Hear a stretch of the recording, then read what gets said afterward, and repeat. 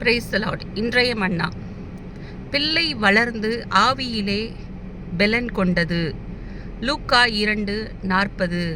பிள்ளை வளர்ந்து ஆவியிலே பெலன் கொண்டது அப்படின்னா, ஆவி எப்பயுமே உற்சாகம் உள்ளதுன்னு சொல்லுவாங்க, மாம்சமோ பலவீனமானதுன்னு சொல்லுவாங்க. என்ன காரணம்? மாம்சத்தின் படி நம்ம ஒவ்வொரு நாள் நடக்கிற பிரச்சனை, போராட்டங்கள் அதெல்லாம் நம்மளை என்ன பண்ணுறோம்? நெருக்கிறோம். அதுக்கு தான் அந்த விதையில் கூட ஒரு வசனத்தில் சொல்லுவாங்க, விதை அந்த கற்பாறை முள்கடில் இடையில் உளுந்த விதை, இது மாதிரி சொல்கிறப்ப பறவைகள் கொத்தி போயிடும் அப்படின்றதெல்லாம் அப்போ கூட வரும். உலக கவலையினால் என்ன பண்ணுறோம்? அந்த விதை வளராமல் நம்மளை நெருக்கி போட்டுருவாங்க. அதே மாதிரி தான் மாம்சம் ரொம்ப பலவீனமானது. நம்ம நார்மலாகவே ஹெல்த் இஷ்யூஸ் இருக்கும். அதே நேரத்தில் ஒவ்வொரு நாள் பிரச்சனையை, போராட்டங்களை சந்திக்க வேண்டிய சூழ்நிலையாக இருக்கும்.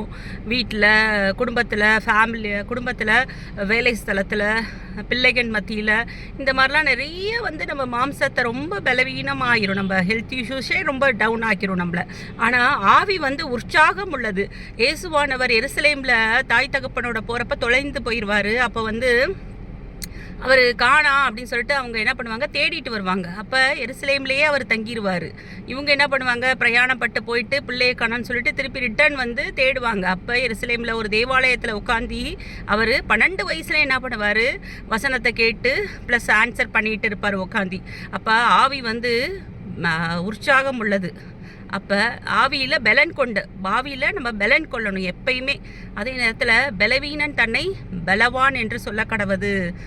என்னென்ன பலவீனமான காரியங்கள் நம்ம இருக்குதோ நம்ம வாழ்க்கையில் நம்ம பலவான்னு சொல்லணும். என்னை பலப்படுத்திக்கிற கிறிஸ்துவினால் நான் எல்லாவற்றையும் செய்ய பலன் உண்டு. என்னென்ன காரியம் நமக்கு பலவீனமாக இருக்குதோ அந்த காரியத்திலலாம் கர்த்தர் ஒரு ஜெயத்தை கொடுக்க போகிறாரு.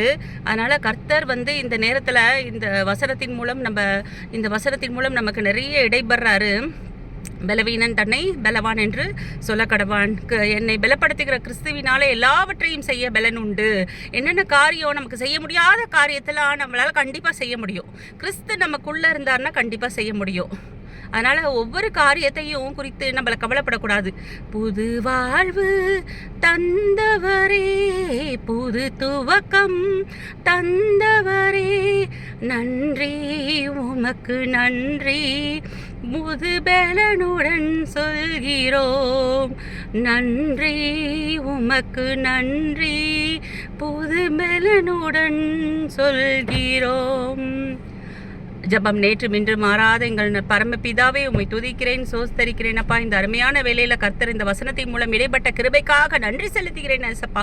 ஆவியில பலன் கொண்டு, பிள்ளை வளர்ந்த ஆவியிலே பலன் கொண்டதுன்ற வசனத்தின்படி ஒவ்வொரு காரியத்திலையும் நாங்கள் பலனா இருக்கணும் ஏசப்பா.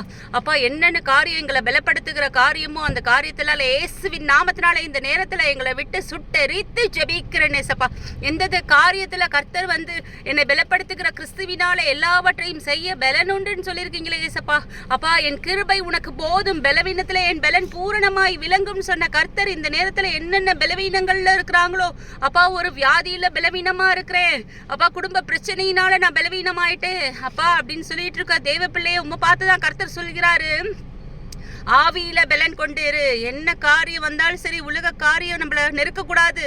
எந்த காரியம் நம்மளை சோர்வுக்குள்ள உட்கார வைக்க கூடாது. எல்லா காரியத்திலையும் ஜெயித்து எழும்புறதுக்கு கர்த்தர் இந்த நேரத்தில் ஆவியில ஒவ்வொருத்தரையும் பலப்படுத்தணும் ஏசப்பா.